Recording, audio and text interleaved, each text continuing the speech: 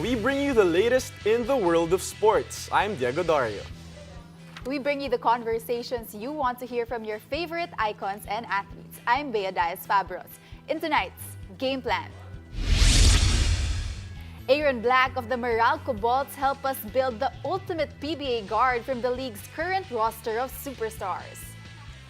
Then Mr. Hot Takes Jello Vito joins us to debate about the 2022 NBA title contenders. Who are they and why should we doubt them? And we'll give you a sneak peek at what fans can expect in the upcoming UAAP Season 84 men's basketball. Buckle up, sports fans. Let's get in the game.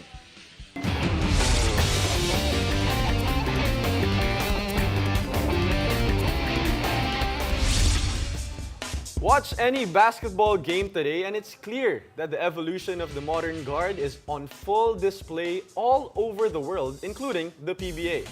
From flashy playmakers, two-way leaders, and clutch superstars, you name it, the league has them. But the question remains, what makes the ultimate PBA guard? Joining us tonight to help us build his version of the perfect guard is reigning PBA outstanding rookie from the Meralco Bolts, Aaron Black. AB, welcome to the game and welcome to the studio. It's your first time. Yeah, Hey, thank you. Thanks for having me, guys. Thanks for having me. All right, AB, let's talk about the new breed of guards that we have in today's basketball.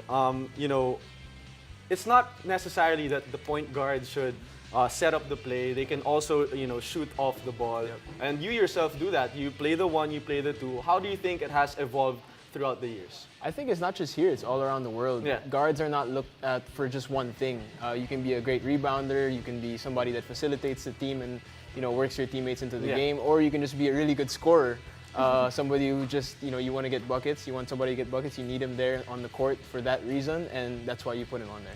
Well, first of all, Aaron, I'm really excited because we are all guards here in this Yep. conversation, so we can definitely relate to it. But I'm specifically excited because you mentioned attributes about PBA superstars that would help us build the perfect or ideal guard.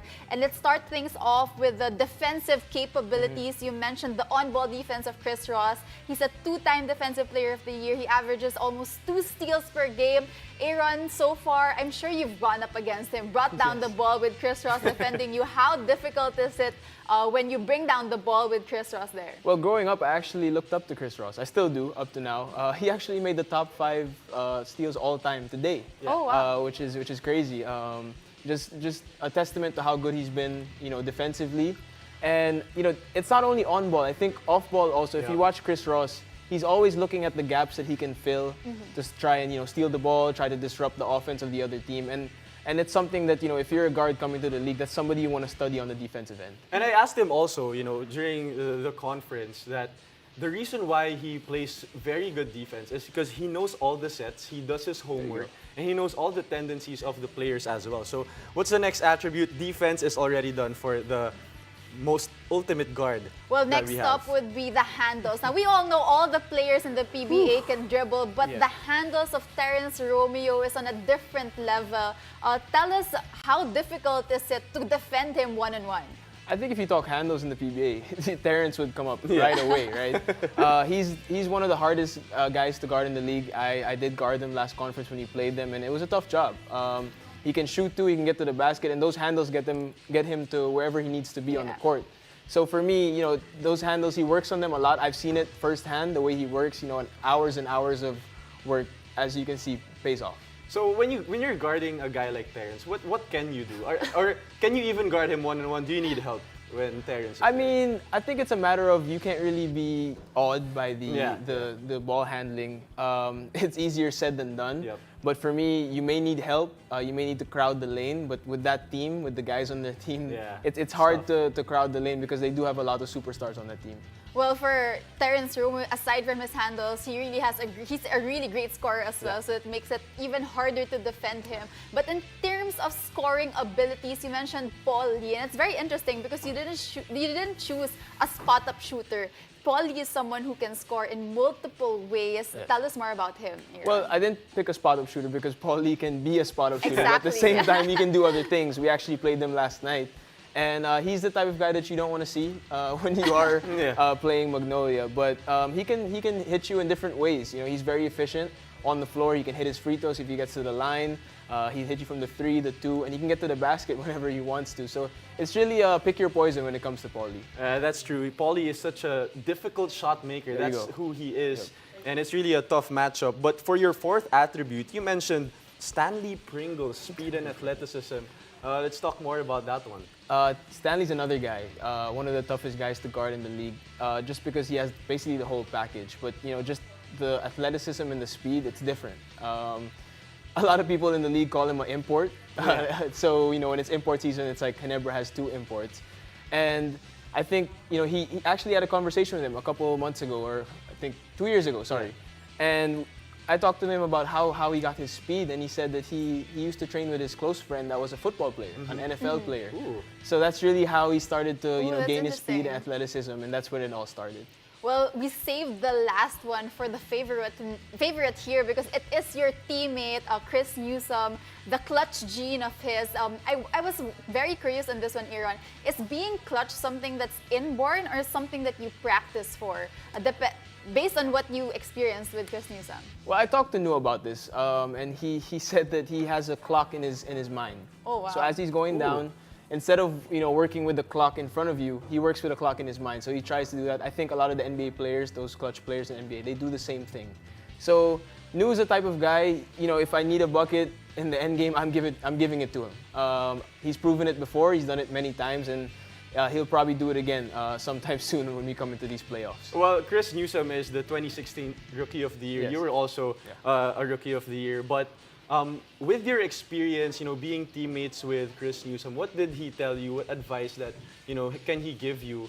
That he's been in the league for a while now and also hitting big shots as well. Well, as rookies, we come into the league. We really want to be fast. We want to do things right away. He said, slow down, relax, let the game come to you, and then understand your spots where you can get people involved. Since I am playing the point guard, get people involved, as well as look for your own shot, be a threat to the defense, and make sure that you're not just out there going back and forth on the court. Well, Aaron, you mentioned so many attributes to be one of the most perfect and idolized guards in the PBA. But in terms of your own abilities, what do you think are you trying to really hone and try to improve on in terms of your skills? Well, really that facilitating the team. I do play the point guard now. I've only been playing it for, I think, the last 2 or 3 years, because before this, I was only the 2 guard. Exactly, in the UAAP. Yes. Back in Ateneo. So it's a different experience. It's something that I'm learning every day, and I enjoy learning it. I watch tape.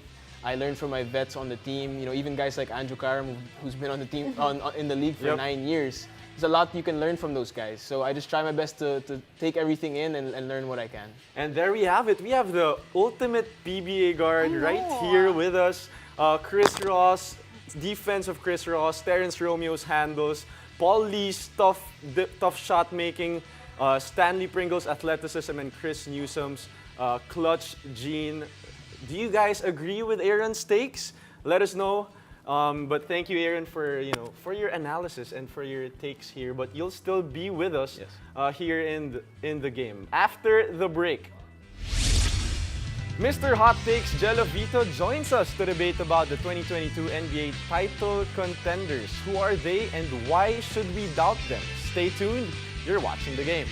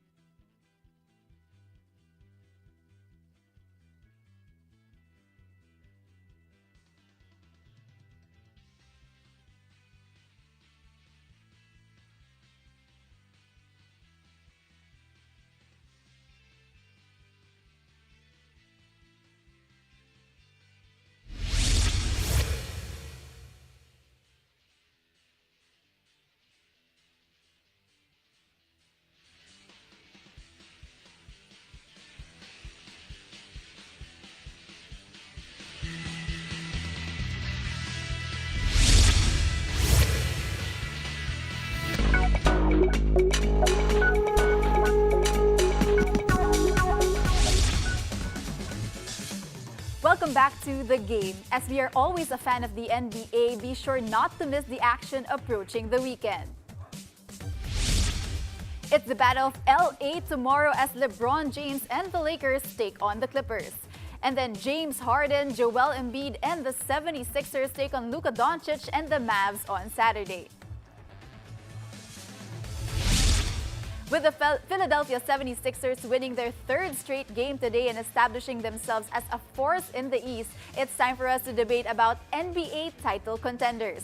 Joining us and Aaron Black is Mr. Hot Takes himself, Mr. Jello Vito. Aaron and Jello, good evening. And I'm very excited for this particular segment.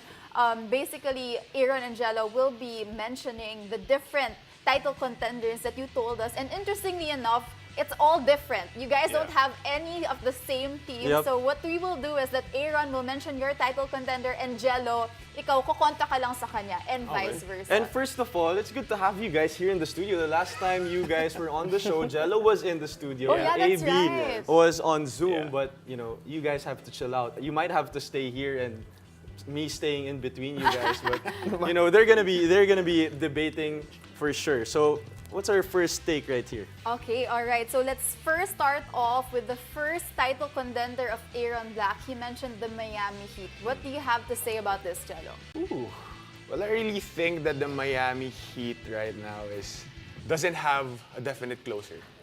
They're too deep. They're too deep. Their bench is too deep. You don't know who's gonna take that last shot. In the playoffs, you need a guy who will take over, who will get the ball. Like what happened this afternoon, this morning against the Bucks. They were up 12, last 5 minutes, and they forgot how to close the game. So who's gonna be that guy? Okay, AB. I'm not sure if Jello's forgetting about a guy named Jimmy Butler who was an all-star. What are your thoughts on it? Jimmy Buckets. Jimmy Buckets. Exactly. It's the regular season, bro. Okay. I'll give him the today. I'll give him the game today and everything. That was He had an example. He had an anyways, example. But I mean, when the playoffs start, these guys, they've been in the finals. They were there against the Lakers. And Jimmy Butler, he's just that dude for me. I think he'll come out. Right now, he's just cruising along. They are in first place, and I think once the playoffs start, it'll be game on for him. All right, AB, Jello's contenders now. You can react to him. It was the Miami Heat's opponents earlier this morning, the Milwaukee Bucks. What can you say Aaron, about what the do you have Bucks? to say about that? Well, the Bucks cannot handle the Eastern Conference. Last year there were some injuries and everything, but this year with the Heat, you have Brooklyn, who's in 8th right now, but they're not healthy. We have Cleveland, up-and-coming team. I don't think they can handle the East this year. Well, the East is really stacked, and we definitely don't really know who the #1 team will come out there. But let's go to AB right now. Aaron, Jello mentioned the Memphis Grizzlies. Jello, what do you have to say about that? Basically, with the Grizzlies, Ja Morant alone is not enough, right? I mean, Ja's just scored 50, career high. I mean, but then again, his guys are too young. Their game is not gonna translate well, right, in the playoffs with their up-tempo game and all of that. It will haunt them in the playoffs, I must say. And also, this is the coach in you talking, right? Yes. Just of seeing, I'm sure all the highlights are there. They have up-and-coming all-stars probably in the future. But AB, what can you say with Jello saying that Memphis Grizzlies is not ready for the playoffs? Once again, this is the wrong time to say this. Ja just dropped 52 the other day. After, I think he dropped 40 the day before that. He's AI 2.0, that's what they're saying.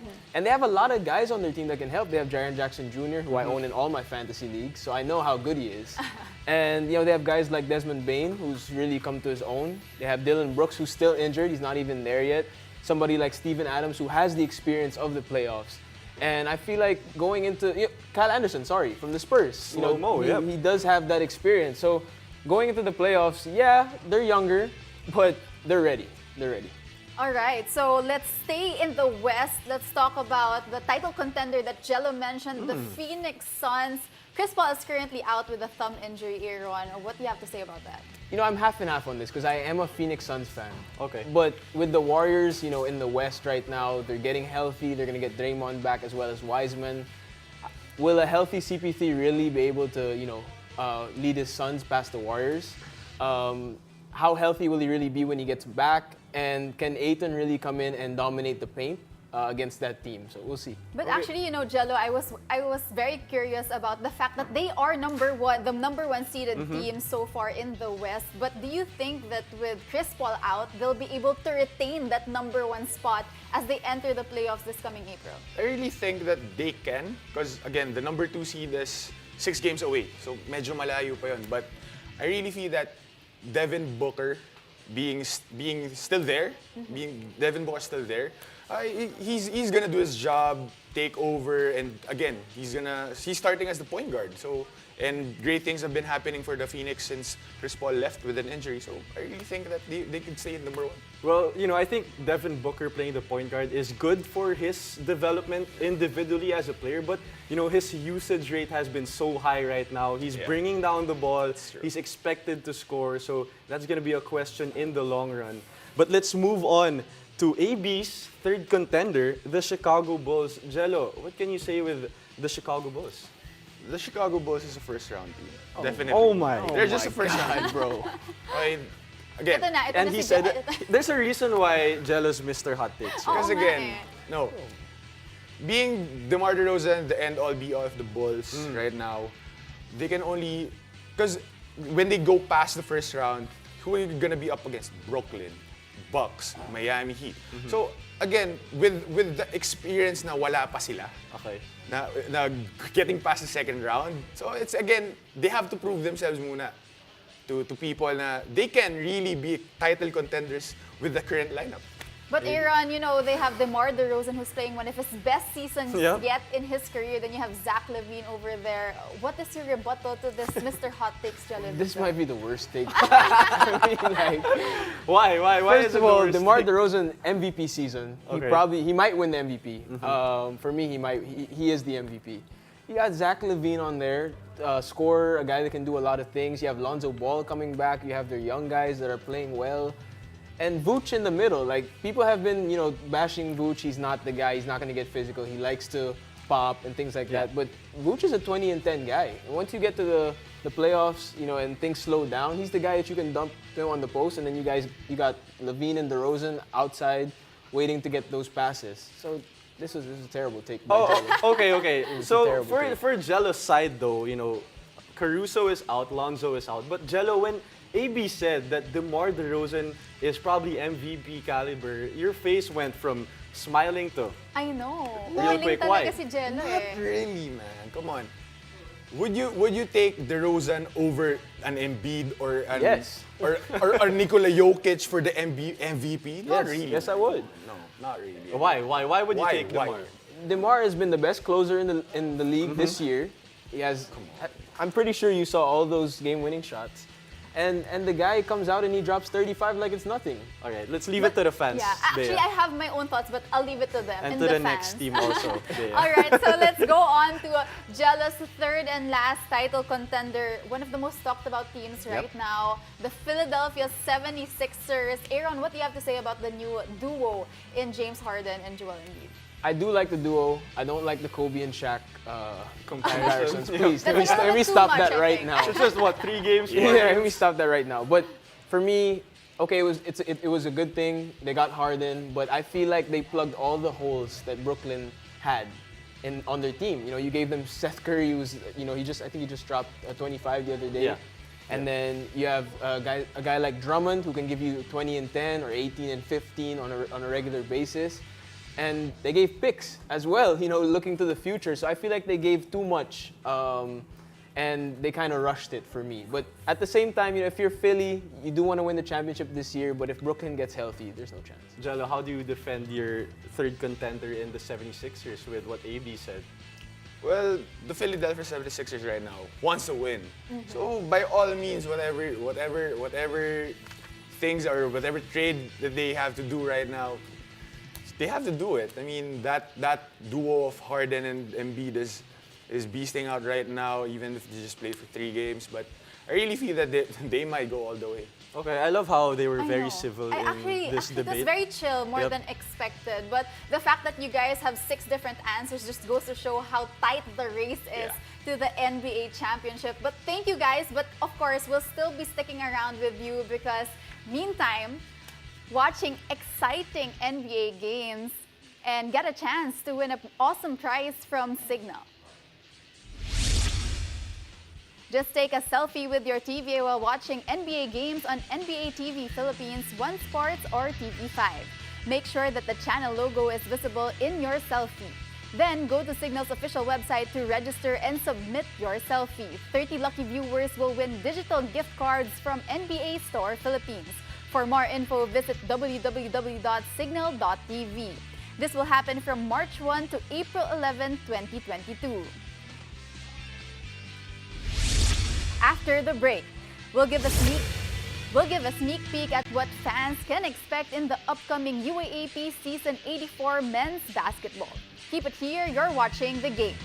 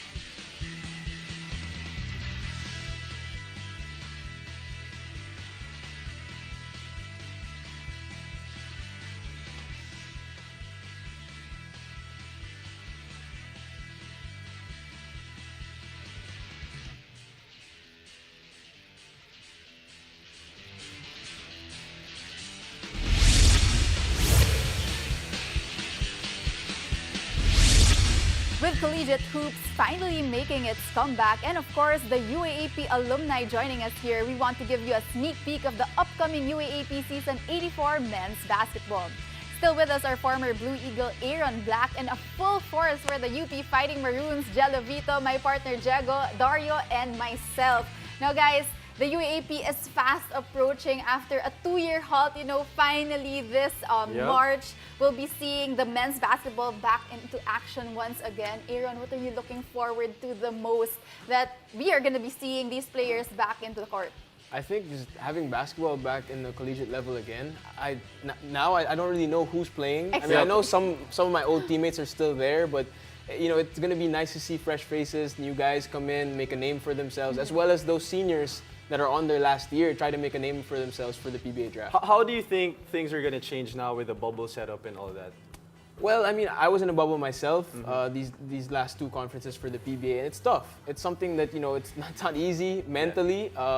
You don't really have a safe place to go to after. I mean, you are at your hotel room, but you have a roommate. It's not like being at home in the comfort of your family and things like that. So it's something those players are going to have to deal with. They're going to have to deal with the fact that, you know, they don't have their family and friends with them. They can't just, you know, go out and relax and things like that. And it's going to be, I think, for a couple months. Yeah. So, as well as right now, they're on a bubble right now. So they're going to have to adjust to that. It's going to be a big adjustment. And when you talk about change of environment, I'm sure all the young guys before, you know, with that 2-year halt, like Bea said, right? Like, they're going to be the seniors now for their teams. So out of nowhere, they're going to be the leaders in the UAAP. And for the young guys, sila naman, they don't have the other preseason leagues. They're going straight to the UAAP to showcase their talents right away. Exactly. And you know, as former athletes, after the 2-year halt, you know, ang gusto mo na maglaro kahit saan, kahit bubble setup or with the fans. How about for you, Jello? What are you excited the most about the UAAP season? Actually, the game itself. I mean, come on, 2-year halt, walang basketball, and I'm really excited for the new guys. You know, for them coming in really blind, entering the UAAP without any competition prior to that, it's really exciting to see what they can deliver to the UAAP. And what should the fans expect, especially with the schedule that we have here, Jello? Lot of games for sure with the compressed schedule. Yeah. Expect the fans to really see the players most of the time. Showing what they can do, and the new fans, lalo na yung mga new players. So it's really exciting. But you know, one thing I'm actually really interested about is the chemistry of these teams. I mean, yes, of course, there will be those veterans, but a lot of the teams will be rebuilding, having a lot of new gunners. Aaron, how do you think this would pan out for all the teams with these new lineups? Yeah. Well, this is going to be a big responsibility for those veterans to make sure that these guys, you know, just like Jello said, they're coming in blind. You know, there's no preseason tournament to help them out to see how the competition is. So they're gonna have to really, you know, guide them throughout those first few games, and hopefully after those first few games they get to adjust. All right, and I think, you know, we're all hoopers here. Yeah. Right? After the game, we can probably go 2-on-2 Battle of Katipunan. Pwede. One of us will go to the other side of Katipunan, Ateneo. But, you know, guys, thank you guys for your time Thank you, here Aaron. Thank you, in the Jello. game. Jello, AB, Appreciate it. thank you so much. Now, thank you for joining us. I'm Bea Diaz Fabros. And I'm Diego Dario, and this has been The Game.